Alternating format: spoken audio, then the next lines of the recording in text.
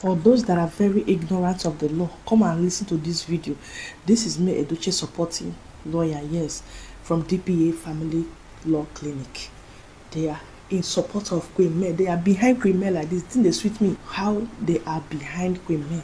Come and watch him educate ignorant Nigerians that don't understand what Yul-Edochie and Judy is doing. I have asked myself, what could be responsible for this lack of knowledge or lack of adequate information on how the marriage law works?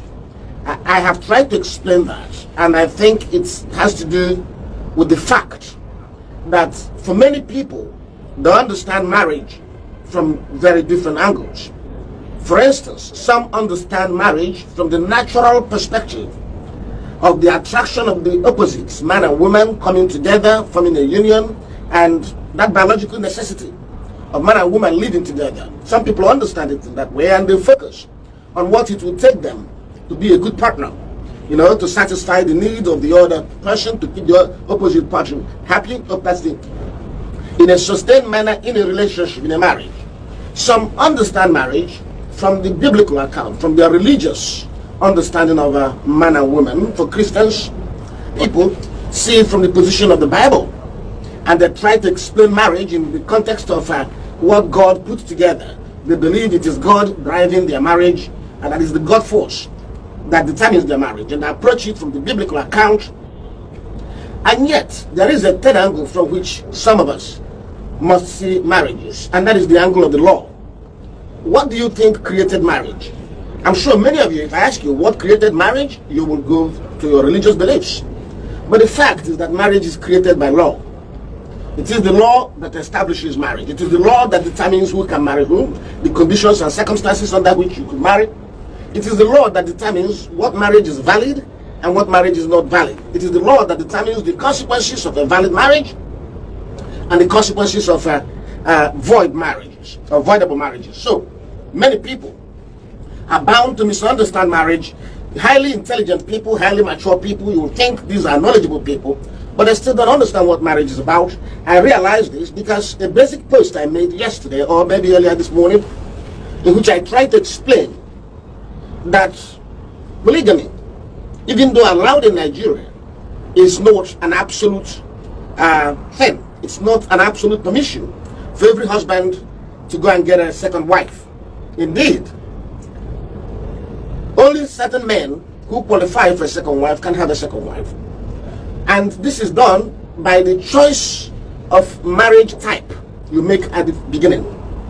The first time you get married, you have a decision to make. You have a choice. And the choice could be to marry under the customs or to marry under the statute. That is under the Marriage Act. There is a consequence, a fundamental consequence to that choice when you make it. Okay, I'll give you an example. Two brothers, brother A and brother B, they both want to marry. Brother A marries under the customs, did not marry under the act. He marries under the customs. And brother B marries under the act. Because both of them are married, both of them are living with their wives, and everything seems okay. But these two men stand in different positions before the law. Brother A, who married under the customs, may want to have a second wife. If he decides to do so, it is between him and his wife. The law allows him to do so because he married under the customs. However, brother B, who married under the act, cannot have a second wife. It's against the law for him to have a second wife. And if we interpret our law strictly, it's actually an offense for which he could go to jail. He can't have a second wife.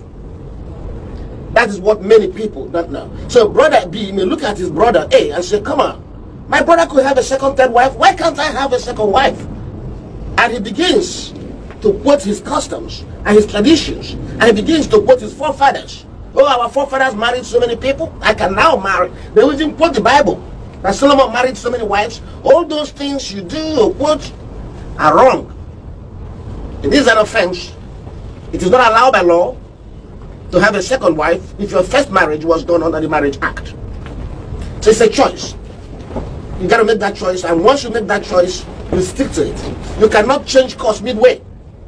Absolutely. Because people will say, hey, I chose to be monogamous, to have one wife before, but I now changed my mind. I want to have a second wife. It's not true. It's not true. You have to stick to whatever option you maintain at the beginning. It doesn't mean that when you marry under the act, you cannot divorce. You can divorce, you can dissolve that marriage and marry someone else. What the act says is that you can't marry both of them at the same time. You can't have two wives. The penalty for it is 2 years in prison.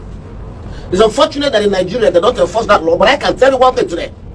If a police commissioner decides to charge you to court for bigamy, you will go to prison. The judge will put you in prison because the law is very clear. The fact that they don't put people in prison for that now doesn't mean they cannot put you in prison. They may put you in prison, especially if you have been annoying the police. For instance, I am a Kugwe who've been criticizing the police in Nigeria. If I were to go and, if I were married under the act and I get a second wife, Nigerian police will prosecute me and put me in prison. Then you will know that the law exists. So, get that clear, okay? So now, women, having explained this to you, you know the implications. If you want to marry a man, and he says he doesn't want to marry you under the act, he is indirectly telling you that he wants to reserve the right to have a second wife. You have to ask yourself, would you want your husband to have a second wife? If the answer is absolutely no, then tell him you're not going to marry him unless he marries you under the act. And this is why I tell our women, don't get pregnant until marriage ceremony is over. Because when you get pregnant, when your fiancé gets you pregnant, he may not have a registry marriage with you. Why would he? He already have you. I mean, he already has you. You're already there with pregnancy. So pregnancy before marriage weakens you and denies you the choice. So please, young girls, young women listening to me, if you meet a man who doesn't want to marry you under the act, it is a red flag. Refuse the marriage. Stop talking to him. Because you know what it means? He's going to get his second wife one day. He will have that right. Even if he doesn't get a second wife, the fact that your husband has the right to get a second wife is going to be a problem for you. If you argue with him, he will threaten you. If you do what he doesn't like, he will tell you he will get a second wife. And you know he's got the right to do so. You'll be weak. And by the way, if your husband has the right to get a second wife, that means he has the right to cheat on you. If you catch him with a girlfriend, he will tell you, well, I can marry her. So, not having your marriage under the act is a very dangerous way to live in modern days. You should understand it. Now, many of you have asked me so many questions about how does a church marriage figure in here compared to a marriage at the registry. Let me explain to you.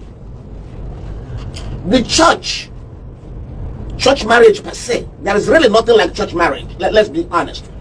What the church does is to bless whatever marriage you want to have.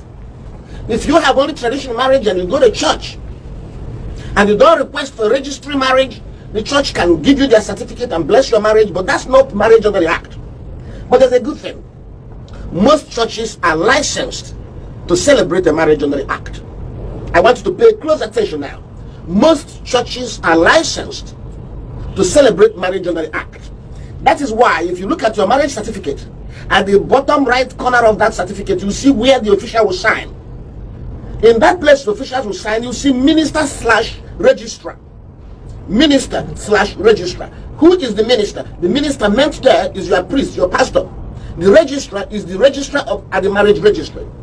So a licensed church can celebrate a marriage under the Marriage Act. But you gotta be careful that they're doing it. The fact that they gave the church license to do so does not mean that the church is going to do exactly that. For the church to celebrate a marriage under the act, the church must fill the appropriate forms. The appropriate forms must be filled and returned to the marriage registry, where they have registry of married people. Sometimes some churches don't want to go through the trouble of going to submit forms at the marriage registry. It is tedious for them. They don't want to do that. And even though there is a marriage registry in every local government has its own marriage registry, okay? And the church should go to the marriage registry in the local government where it is to submit the forms, so that the marriage registry is the custodian of the register of married people. So, if your church doesn't do that, Or, you know the funny thing that has happened many times, and you got to listen very carefully now. The church will give the form to the husband. After the church has done all these things for you, they will give it to your husband and tell him to return it to the local government. And guess what? He will not return it to the local government. Oh, he may forget. He may be mischievous and destroys it. He may be mischievous and decide not to return it. So now, because he did not return it to the local government, to the registry has no record of the marriage. The registry will not issue you a certificate or certified copy of your marriage certificate. So when you now get into trouble, you'll find out that you did not have a marriage under the act. So you have to be thorough, you have to be meticulous. But my advice to people is this: instead of making this mistake of the church not remembering, or the church filling the wrong form, or not filling it the right way, you go to the marriage registry and do it yourself. Of all the various marriages you can have in Nigeria, the cheapest is the marriage registry, and it is the most valid in law. Your traditional marriage is a whole lot of party and a whole lot of money, but when it comes to law, it doesn't stand a very strong ground. It's very expensive. Traditional marriage is expensive. Then you go to the church and have another big party, is extremely expensive. But you go to the marriage registry with less than 50,000, you will be married the same day. It's not complicated. And that is the best marriage. So it is an irony that the best form of marriage is the cheapest form of marriage. And yet people don't do that. Because you're carried away by the parties and the showbiz and all those things, the demonstration. You want to prove to all the girls in town that you marry the richest man, the most handsome man, and you dance away your life in your traditional marriage. Fantastic, lovely. But you must know that if there is a problem in the marriage, your traditional marriage activities will not give you the rights you need. So always do all of them. If you can, I would tell you to do all of them. The traditional marriage is important because that is an opportunity for your family to meet your husband's family and get to know each other and get to know themselves and create some rapport. It is also evidence to announce to everybody that you are no longer a spinster and you're married. Two, it's also a wonderful party for you to call your friends and celebrate with them and have money splashed on you when you dance. So the traditional marriage is important, but don't confuse it. It could be your undoing if that's all you had. So always make sure that you have registry marriage. And I said the registry marriage can occur through your church if your church is licensed and if the church complies with all the requirements. Or if you are in doubt or not sure and you don't want complications, go straight to the marriage registry and marry the love of your life under the act. When you have marriage under the act, you will have maximum protection of law for a wife and for a husband. I must tell you this, because the marriage act or registered marriage protects husband and wife. Let me tell you how it works. It protects the weaker party in the marriage. Statutory marriage protects the weaker party, and the weaker party may not always be the woman. I will give you an example. In one of the cases we handled, a woman met a man from America. A married woman met a man from America, fell in love with him, and the man promised her to take her straight to America immediately. But she has to divorce her husband first. The woman called the husband and said, "Hey, it is over. I'm returning bride price. The marriage is over." The husband said, "Hell no. We married under the act. Therefore, we are going nowhere. Not in a rush. Let us go through the high court to dissolve the marriage." So you see, the marriage, statutory marriage, protected the man from the sudden shock of being abandoned by his wife. In another case we have, in the marriage, guess what she did? She went to customary law and claimed that they had only customary marriage. And because they had customary marriage, she said she has nothing to give the man.